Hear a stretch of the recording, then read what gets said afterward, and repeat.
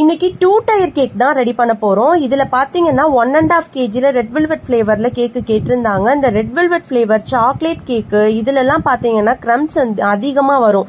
அதனால வெளியில ஏதாவது 3 கலர்ஸோ இல்ல நார்மல் கலர் கொடுத்து பண்ணும்போது பாத்தீங்கன்னா ஒரு மாதிரி பொறி பொறியா வரும். அது எல்லாம் வராம எப்படி இருக்கணும், அது எப்படி நம்ம நீட்டா ஐசிங் பண்றது, 3 கலர் யூஸ் பண்ணி எப்படி கொலாப்ஸ் ஆகாம நம்ம ஐசிங் பண்றது அப்படின்ற டெக்னிக்ஸ் எல்லாமே உங்களுக்கு சொல்லியிருக்கேன். அதனால ஸ்கிப் பண்ணாம பாருங்க, அப்பதான் உங்களுக்கு தெளிவா புரியும். இந்த கேக்ல பாத்தீங்கன்னா 3 கலர் சூஸ் பண்ணிருக்கோம். அது white colour, light baby pink, மேல ராஸ்பெரி ரெட் கலர். இந்த ராஸ்பெரி ரெட் கலர் அப்படிங்கறது நீங்க பார்த்து கடையில வாங்கணும். நீங்க நார்மல் ரெட் கலர் வாங்குனீங்கன்னா இந்த கலர் கிடைக்காது. அதனால ராஸ்பெரி ரெட் கலர் அப்படின்னு சொல்லி கேட்டீங்கன்னா உங்களுக்கு ஷாப்ல அவைலபிளா இருக்கும், நீங்க வாங்கி யூஸ் பண்ணிக்கலாங்க. இது 3 கலர் சூஸ் பண்ணி பண்ணிருக்கோம். இந்த கலர் எல்லாமே பைப்பிங் பேக்ல போட்டு நம்ம செட் பண்ணிட்டு மேல உள்ள அந்த ராஸ்பெரி ரெட் கலரை தொடாதீங்க. ஃபர்ஸ்ட் சைட்ல உள்ளதை ஐசிங் பண்ணிட்டு அதுக்கப்புறம் டாப்க்கு போங்க. அப்பதான் பர்ஃபெக்டா இருக்கும்.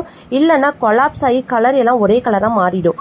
இப்போ நம்ம நீட்டா பண்ணி முடிச்சுட்டு ஃப்ரிட்ஜ்ல ஸ்டோர் பண்ணிக்கணும். ஃபர்ஸ்ட் கிரம் கோட் பண்ணி அதை ஃப்ரிட்ஜ்ல நல்லா ஒரு 1/2 an hour கிட்ட ஸ்டோர் பண்ணீங்கன்னா தான் அந்த கிரம்ஸ் எல்லாம் வெளியில வராம இருக்கும். மோஸ்ட்லி பாத்தீங்கன்னா இந்த சாக்லேட் கேக், ரெட் வெல்வெட் கேக்லாம் நிறைய கிரம்ஸ் வரும்.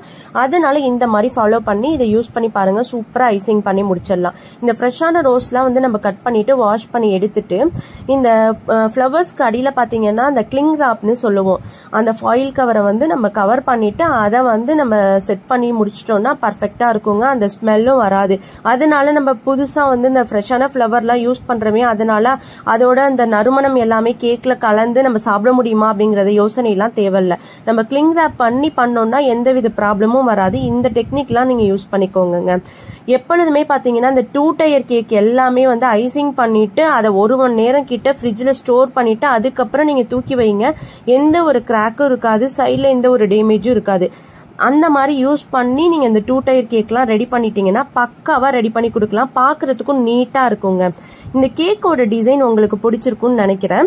இந்த கேக்ல பாத்தீங்கன்னா இந்த ஸ்ப்ரிங்கிள்ஸ் கூட பாத்தீங்கன்னா நம்ம கேக் டெலிவரி கொடுக்கும் போதுதான் மேல போட்டு கொடுக்கணும். அதுக்கு முன்னாடியே போட்டு ஃப்ரிட்ஜ்ல நல்லா 2 மணி நேரம் செட் பண்ணி கொடுத்தீங்கன்னா அந்த கலர் எல்லாமே மங்கி போயிடும். இது எல்லாத்தையும் யூஸ் பண்ணி நீங்க இந்த கேக்கை ரெடி பண்ணி கொடுங்க. ஒரு சூப்பரான பர்ஃபெக்டான 2 டயர் கேக் ரெடி பண்ணி கொடுத்துடலாம்.